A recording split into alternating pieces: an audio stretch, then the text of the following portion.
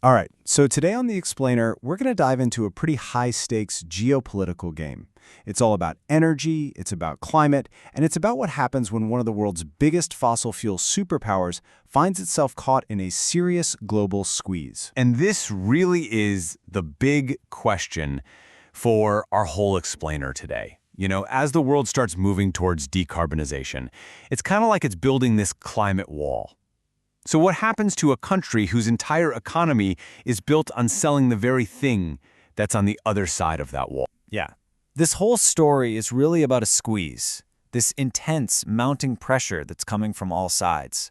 And it's forcing a country to fundamentally rethink its national strategy and its place in the world. So if you look at the official documents, on paper, Russia has committed to a green future.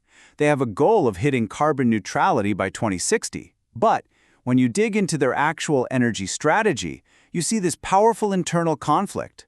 Those long-term climate goals are constantly clashing with the immediate, urgent need for economic stability and energy revenue. But here's the thing.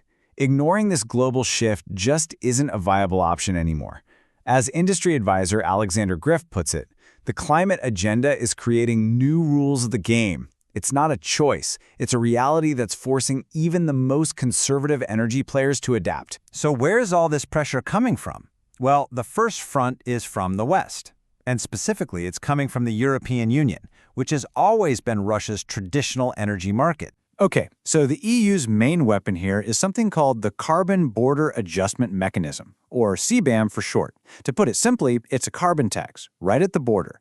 Starting in 2026, if you want to sell carbon-heavy stuff like steel or fertilizers to the EU, you're going to have to pay for the emissions it took to make them. And the potential cost? I mean, it's just staggering. Analysts estimate this could hit Russian exporters for up to 17.7 billion euros every single year. We're not talking about a rounding error here. This is a massive economic threat that makes the whole climate agenda totally impossible to ignore. But here's the twist. The pressure isn't just coming from the West. To really get the other side of this squeeze, we need to look east, to Russia's most critical trading partner today, China. And this is where you can really see that pincer movement we're talking about. While Europe is applying pressure from the outside with a border tax, China is building its own powerful mechanism on the inside, a national emissions trading system. There are two different methods for sure, but they're both pointing in the exact same direction. And make no mistake, China's system is no small-time project. By the amount of emissions it covers, it's already the biggest in the world. But the real game changer is its goal for 2027, a unified system to measure the carbon footprint of all products. For Russian exporters, experts are calling this a critical signal. Basically, carbon accounting is the new cost of doing business. Now, what's interesting is how China is playing this. As Alexander Griff points out, their approach is deeply pragmatic. In the short term, China is powering its growth with any energy it can get its hands on, and that includes Russian fossil fuels. But at the same time, it's pouring massive investments into the green tech of the future. It's a slow, deliberate squeeze, not a sudden shock. Okay, so you've got this pressure from the West, this slow squeeze from the East, and all of it is fueling this incredibly complex and deeply divided debate inside Russia itself. This puts policymakers in Moscow in a really tough spot, right? With these powerful forces closing in from both sides, what on earth is the right path forward? And when you look at the internal debate, the divide is, well, it's stark.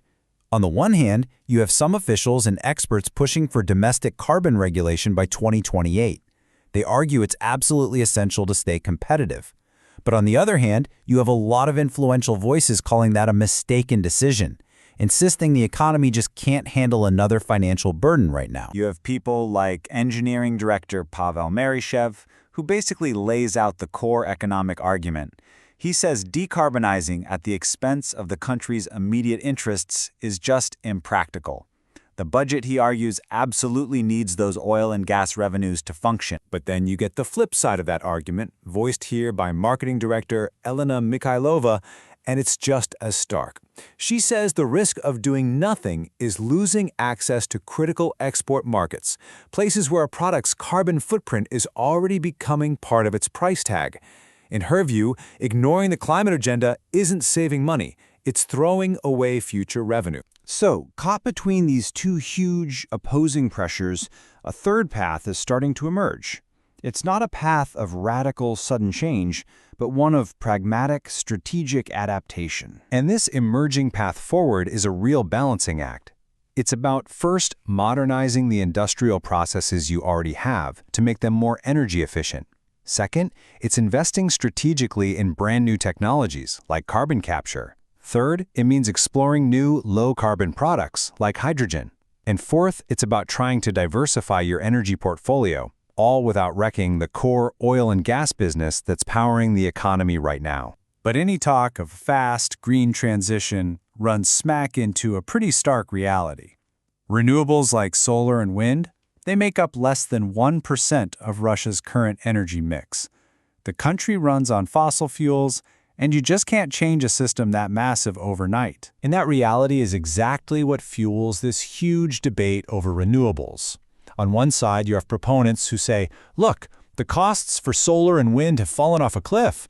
But then the skeptics come back with, yeah, but what about the massive system costs for storage and grid upgrades, or the simple physics that fossil fuels are just way more energy dense?